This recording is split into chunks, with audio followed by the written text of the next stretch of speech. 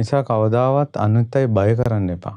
මම කියනකොට ওই දොර මුළු වල ඉඳලා පඳුරු අස්සේ ඉඳලා පාරවල් අයිනේ ඉඳලා දොලේ දෙවෙටේ පාරේ හන්දියේ ඉඳලා එකපාරම කෑ ගහලා පැනලා ওই ඉස්කෝලවල බීති අයිනේ ඉඳලා කෑ ගහලා පැනලා අනිත් අය බය කළා සතුටු වෙන අය ඉන්නේ.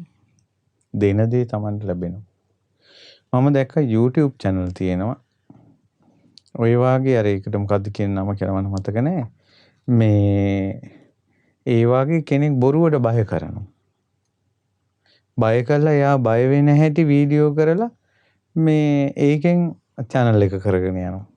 හරිම පව් රැස් වෙන මේ ප්‍රතිපදාව. විහිළුවට හරි අපි එයාව බය කරන්නේ. ඒක පස්සේ යාට කියනවා මේ පොඩි වීඩියෝ එකක් කරන්නයි මේව කළේ. ඕවා ගණන් ගන්න එපා කියලා. නමුත් ඒ වෙනකොට බය වෙලා. මොකද අපිට අහම්බෙන් එන එයාලා අපිට විහිළුවට අපිව බය කළාට එයාලා විහිළුවට කරන්නේ. ඒ වුණාට අපි බය වෙන්නේ විහිළුවට නෙවෙයිනේ. මොකද මේක නාට්‍යයක් නෙවෙයිනේ. රංගපෑමක් නෙවෙයිනේ. අපි බය වෙන්නේ ඇත්තට. ඒ නිසා ඒ කර්මයේ දායද කරගන්න අනුන් බය කරන්න හොඳ නැහැ. සමහර අය කියනවා මං ওই කටින් බය කරලා ඔය තියාගෙන ඉන්නේ කියලා. හොඳ නැහැ කටින් බය කරලා තියාගන්න.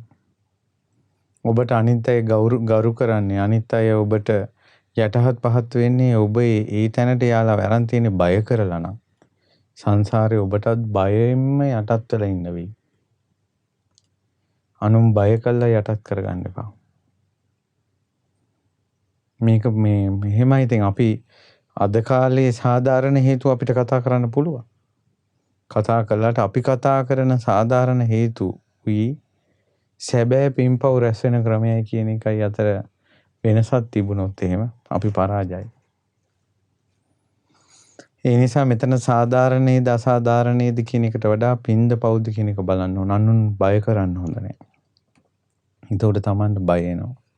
සමහර අයට ওই සමහර පෙර ජීවිත ගැන කියන ළමයි ගැන තොරතුරු දැනගත් අවස්ථාවල අපි දැකලා තියෙනවා. සමහර අය වාහන එනකොට බයයි. ඇම්බියුලන්ස් එනකොට ඊළඟට ඒ වගේ. ඒකට හේතුව තමයි කලින් ජීවිතේ ඇක්සිඩන්ට් වෙලා මැරිලා. ඒකට තමන් විඳපු අත්දැකීමත් එක්ක අර එකපාරම අර වාහන එනකොට අර පරණ අත්දැකීමත් එක්ක බය වෙනවා.